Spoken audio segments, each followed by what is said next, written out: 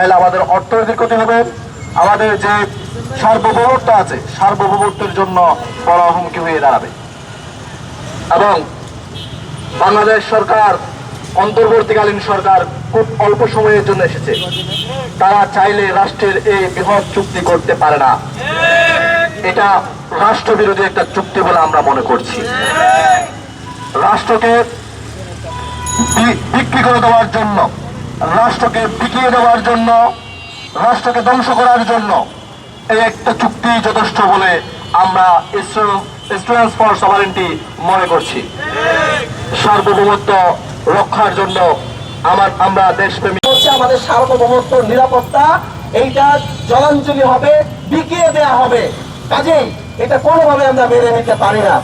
আরেকটা গুরুত্বপূর্ণ পয়েন্ট বলি ভাই, এটা বলে শেষ করবো, সেটা হচ্ছে আমাদের যে পোর্টে এই যে মানে বিভিন্ন জাহাজ আসতেছে, এটা যে রেভিনিউটা আসে এইটা হচ্ছে আপনার ডলারে তারা দেয়, কিন্তু এই যে বিদেশি অপারেটরে যে আসতেছে আপনার দেখেন এটিএম টার্মিনাল, এখানে $21 তারা বাংলাদেশকে দিবে, বাকিটা তারা নিজেরা দেবে। এখানে প্রায় $90 থেকে $100 হিসাব।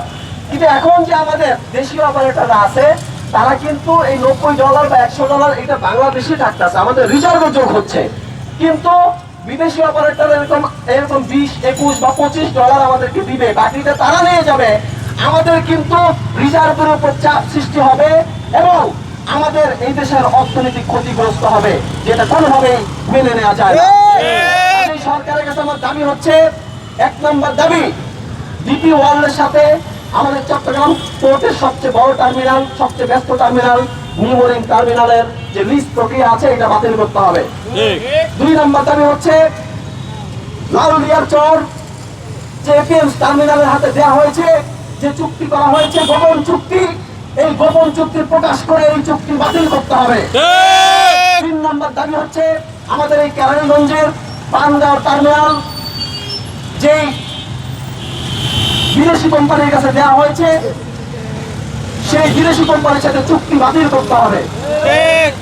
এই বলে আমি আমার আজকের বক্তব্য এখানে শেষ করছি। আসসালামু আলাইকুম।